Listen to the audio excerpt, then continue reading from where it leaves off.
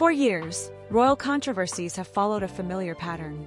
A report emerges, questions begin circulating, palace insiders insist everything is under control, and before long the story quietly disappears from public view.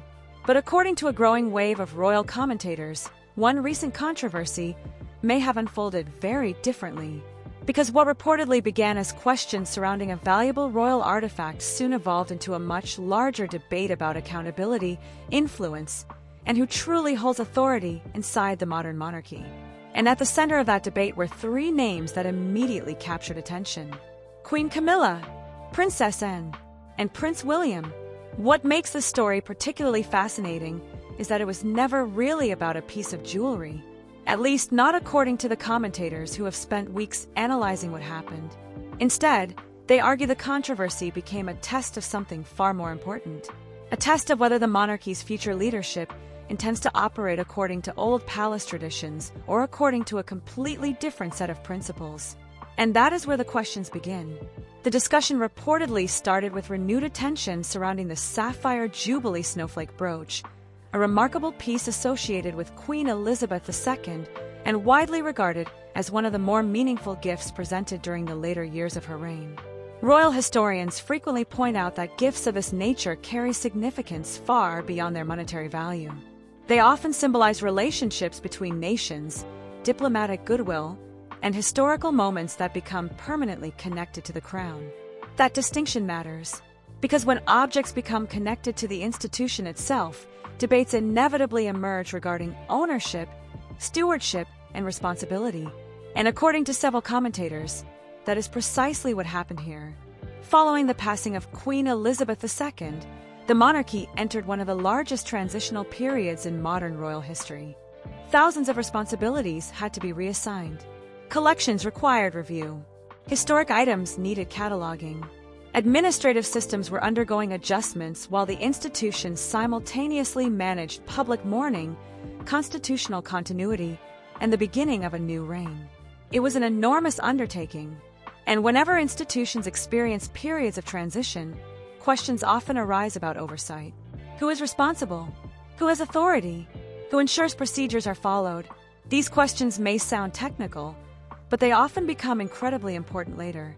Because according to reports discussed by royal commentators, concerns eventually emerged regarding the whereabouts of a significant item connected to the royal collection. What initially appeared to be an administrative discrepancy soon attracted greater attention as investigators and officials reportedly attempted to establish exactly what had happened. And that is where the story took an unexpected turn. As details began circulating, attention shifted toward individuals connected to Queen Camilla's family. Suddenly, what had started as a conversation about inventory procedures was transforming into something much larger. Observers were no longer discussing paperwork or cataloging systems. They were discussing influence. Could personal relationships affect institutional decisions? Would family connections matter? And perhaps most importantly, how would the monarchy respond if difficult questions reached the highest levels of the royal household? Those questions immediately sparked debate.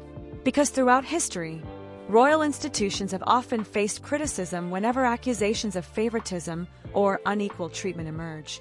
Fairly or unfairly, public trust can be damaged whenever people believe one set of rules exists for ordinary citizens and another exists for those connected to power. That reality placed enormous significance on whatever happened next. And according to many observers, the institution found itself facing a moment that would reveal much about its future direction. At first, speculation remained largely confined to royal circles. But then another name began appearing repeatedly in discussions surrounding the controversy: Princess Anne. That immediately caught attention, because Anne has spent decades building a reputation unlike almost any other member of the royal family. She is frequently described as disciplined, direct, and deeply committed to protecting the institution above personal interests. Unlike figures who attract constant media coverage, Anne's influence has traditionally operated through responsibility, experience, and trust, which raised an obvious question. If Anne had reportedly become involved, what exactly had she discovered? And why were so many commentators suddenly focusing on her role? The more the story developed, the more observers began suggesting that this was becoming something much larger than a disagreement over procedure. It was increasingly being framed as a confrontation between two competing visions of royal governance. One vision emphasized relationships, tradition, and internal resolution. The other emphasized rules, accountability, and institutional protection. And according to several commentators, and appeared firmly positioned on one side of that divide. Yet what happened next may have been even more significant. Because as discussions intensified, reports suggested that information connected to the controversy eventually reached Kensington Palace. And once Kensington Palace entered the story, another major figure suddenly moved to the center of the narrative. Prince William. For many royal watchers, that changed everything. Because William is no longer viewed simply as the heir to the throne. Increasingly, he is being evaluated as a future monarch whose decisions today may reveal how he intends to govern tomorrow. Every major challenge becomes a test.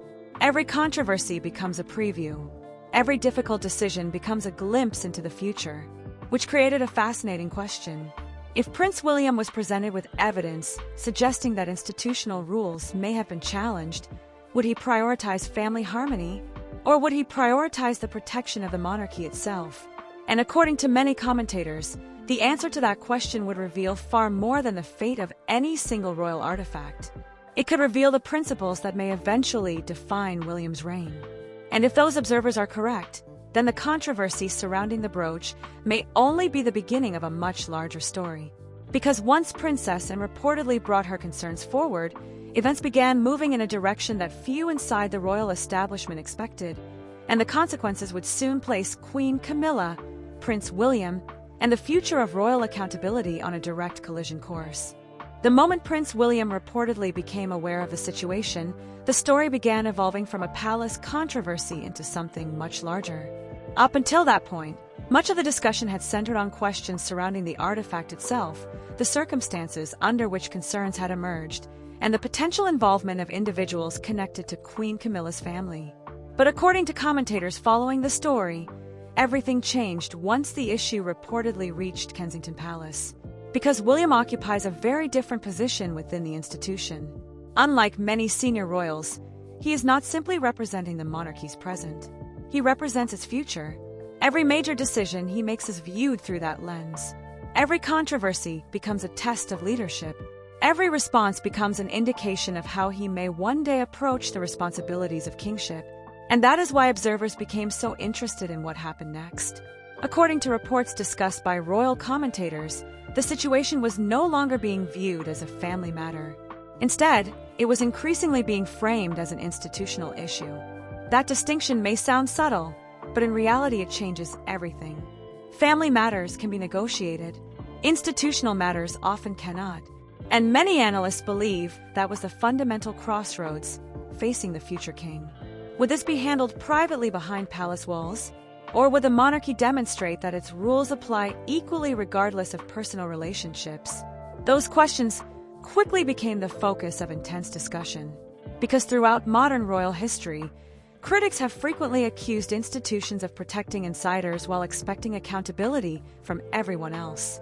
Whether those accusations were fair or not, the perception itself has often proven damaging. Public trust depends heavily on the belief that standards are applied consistently.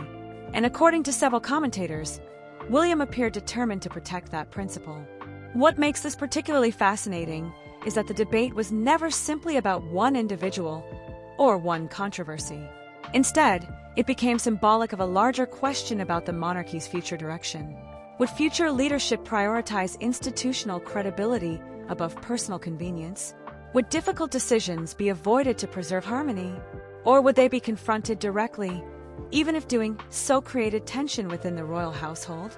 The more observers analyzed the situation, the more they believed they were seeing an answer emerge. And that answer reportedly received crucial support from another highly respected royal figure, Princess Anne.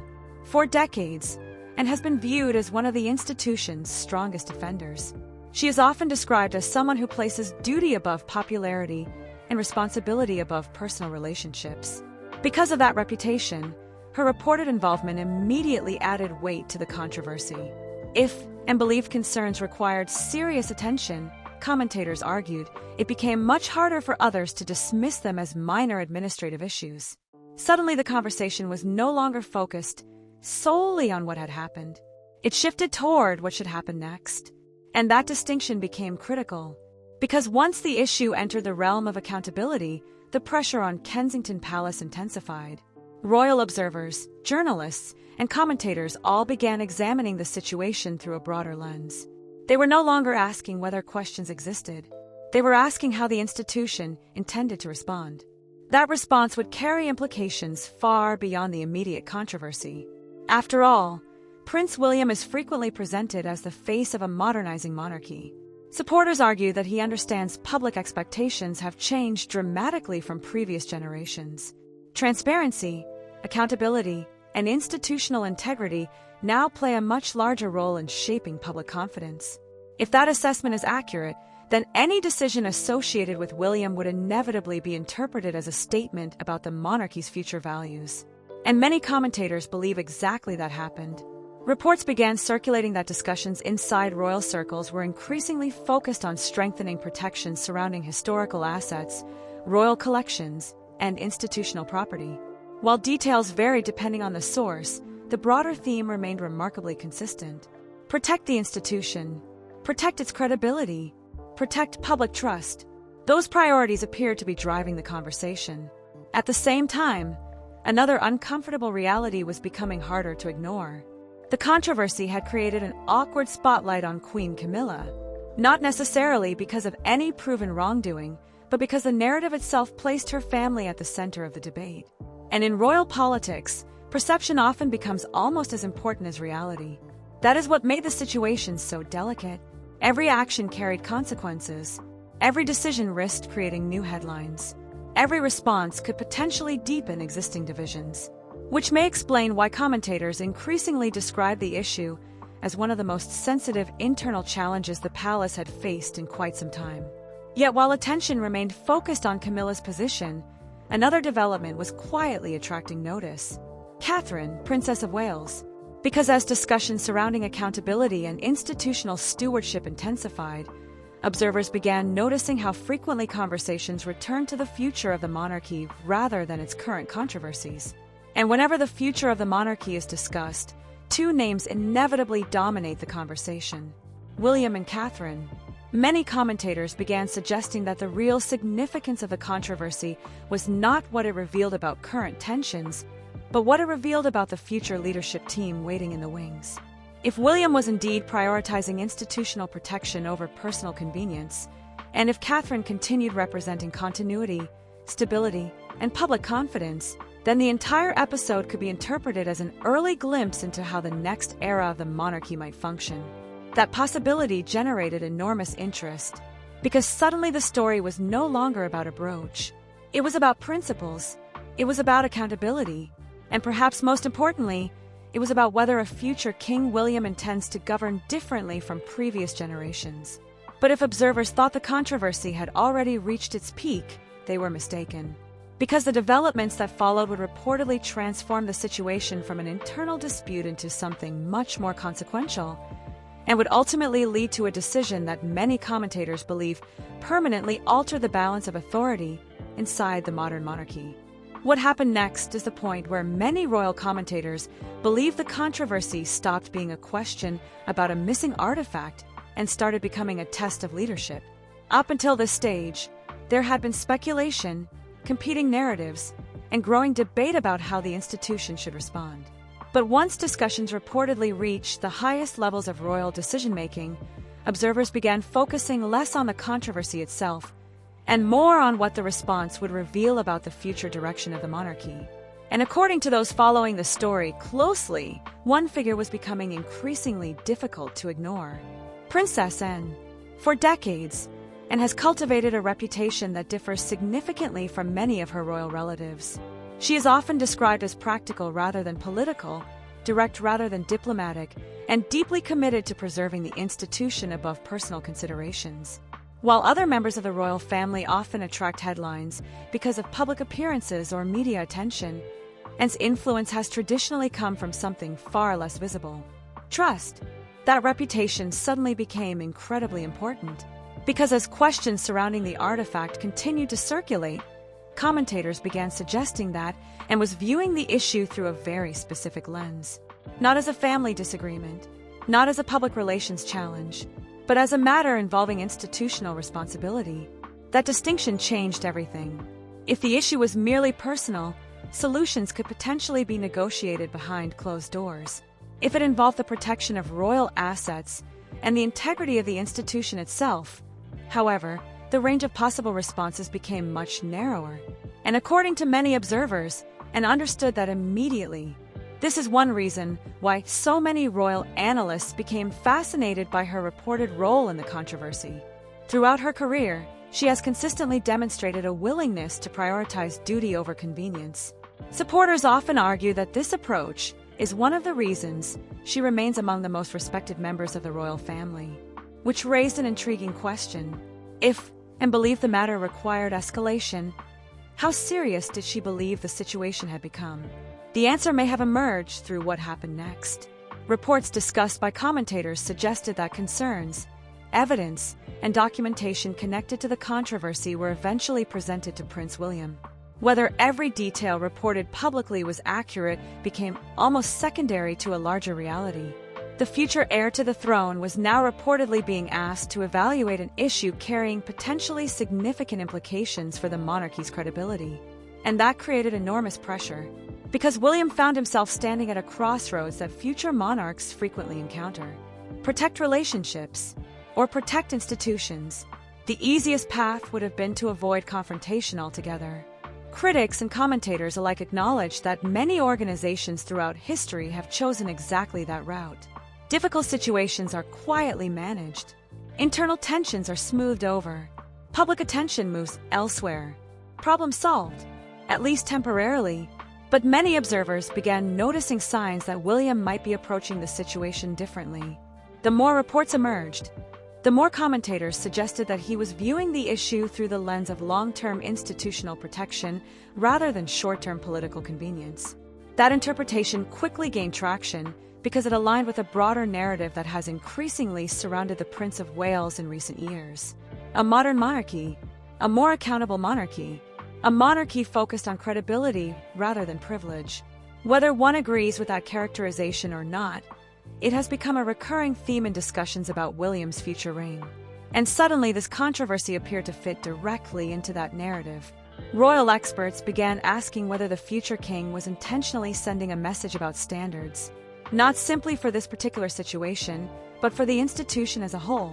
Because if rules exist, should they apply equally to everyone? If accountability matters, should family connections make a difference? And if public trust is one of the monarchy's most valuable assets, how far should leaders be willing to go to protect it? Those questions became impossible to ignore. Meanwhile, another interesting development was taking place.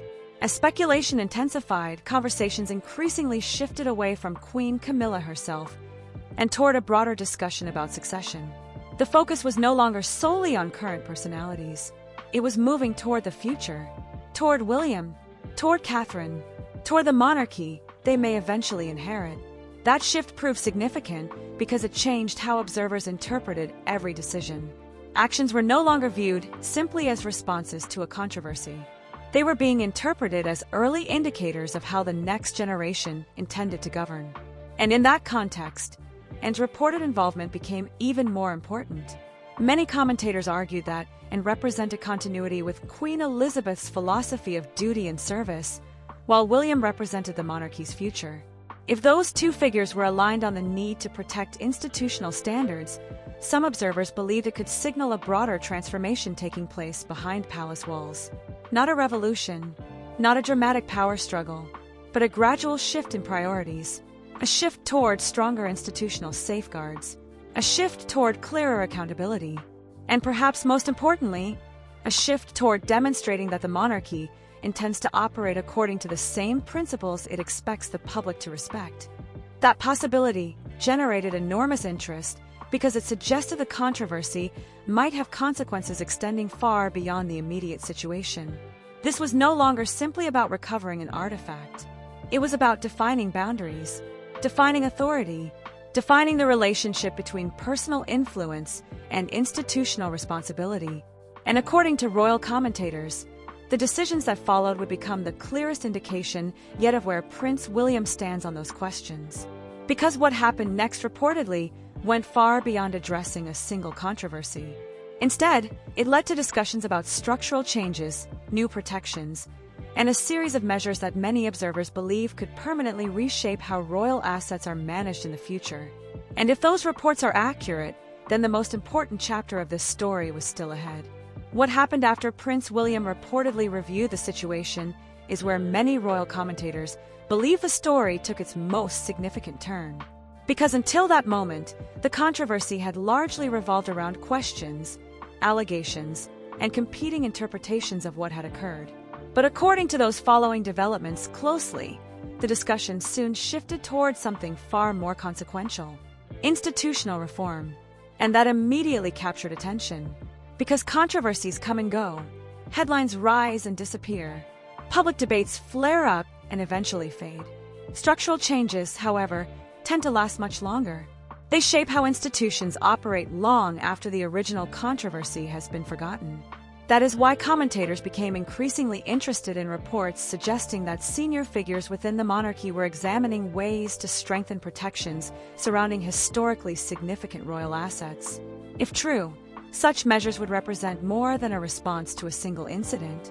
They would represent an effort to prevent similar controversies from emerging again. And according to many observers, that possibility revealed a great deal about William's approach to leadership. Throughout recent years, the Prince of Wales has frequently been associated with modernization. Not modernization in the sense of abandoning royal traditions, but modernization in terms of governance, accountability, and public expectations.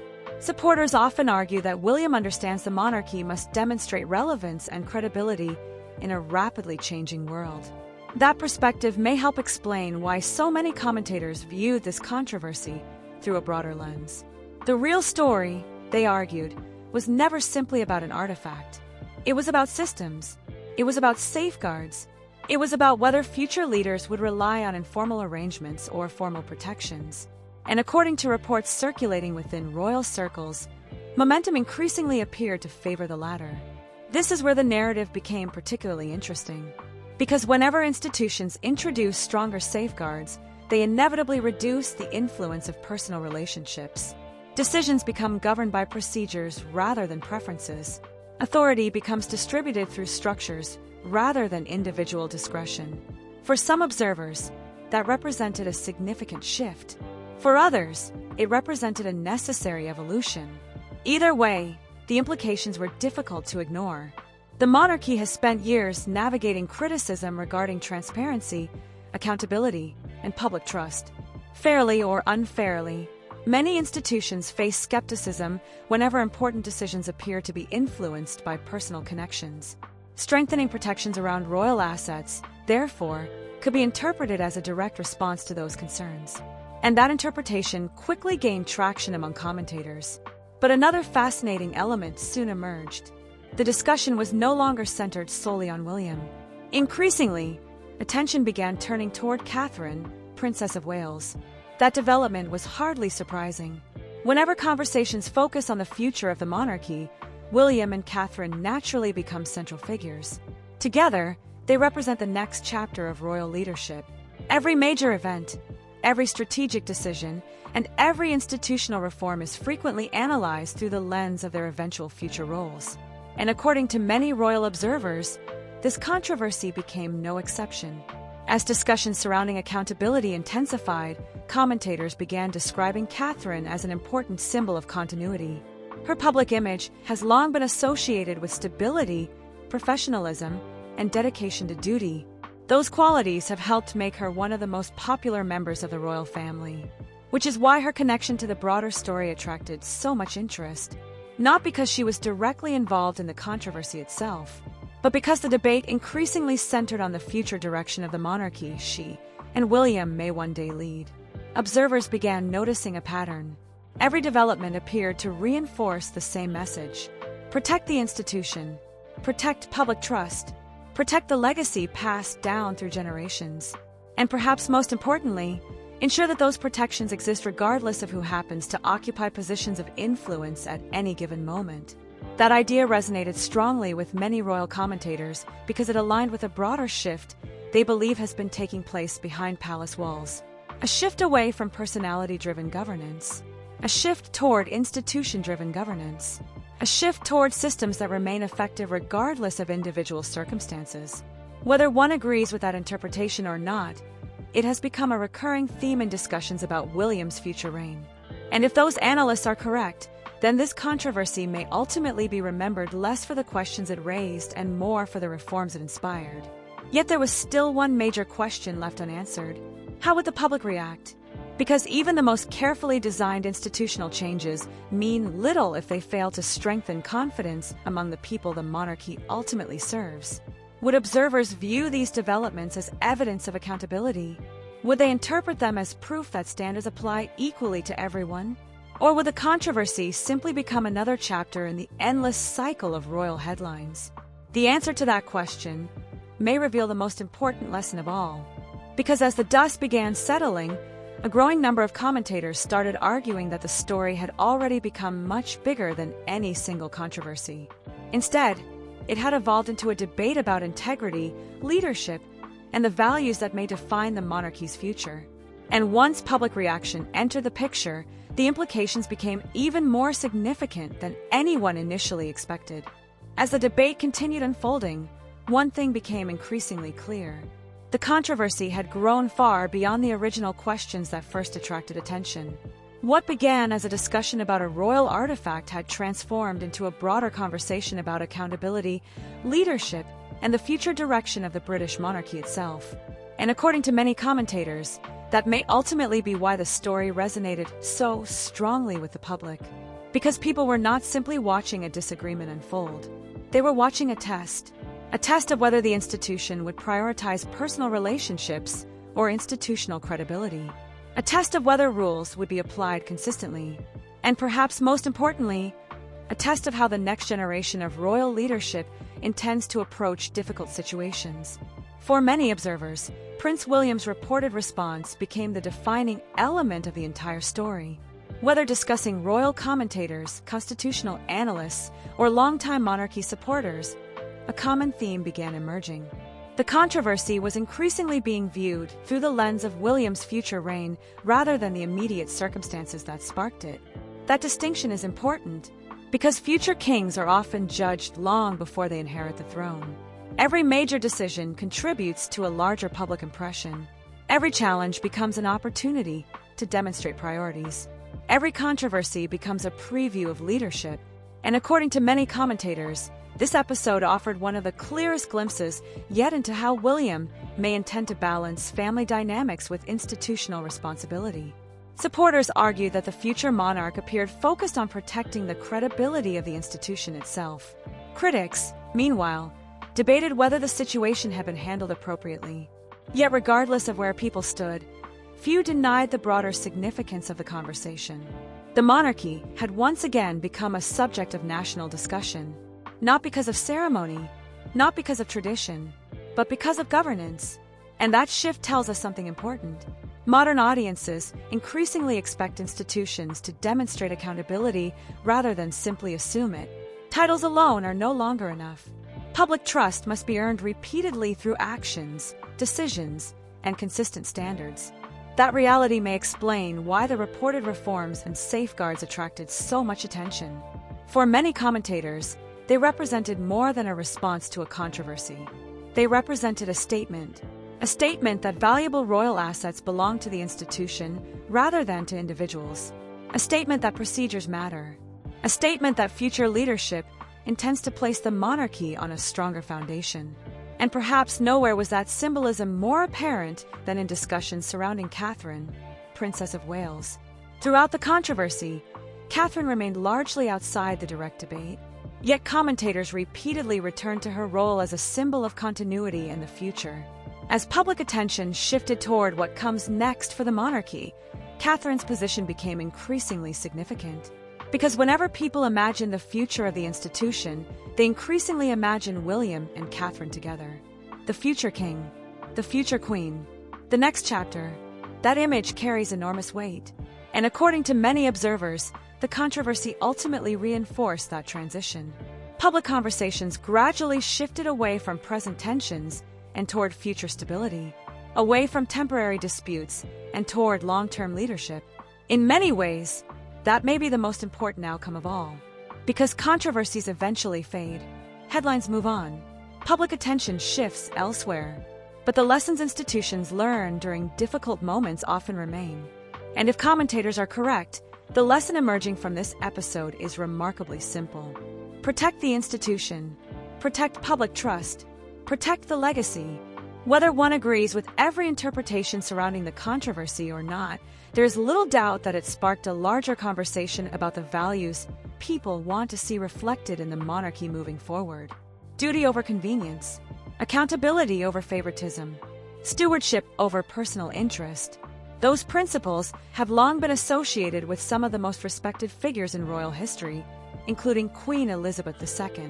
And many observers believe they will play an equally important role in shaping the future reign of Prince William. That is why this story continues attracting attention long after the initial reports emerged. Because beneath every headline lies a bigger question. Not simply what happened, but what it reveals. What it reveals about leadership. What it reveals about responsibility. And what it reveals about the kind of monarchy Britain may be preparing to enter in the years ahead. If recent developments are any indication, that future may be defined less by tradition alone and more by the willingness to demonstrate that no institution remains strong without accountability, transparency, and public confidence. And for many royal commentators, that may be the real story unfolding behind palace walls. Not the controversy itself, but the future it may have exposed. What do you think about this developing royal debate? Do you believe Prince William's reported approach signals a new era of accountability within the monarchy? Or do you think commentators are reading too much into the situation? Share your thoughts in the comments below, because this is a conversation that continues dividing royal watchers around the world. If you enjoyed today's analysis, don't forget to like the video, subscribe to the channel, and turn on notifications so you never miss our latest coverage of the royal family, palace developments, and the stories shaping the future of the British monarchy. Thank you for watching, and we'll see you in the next video.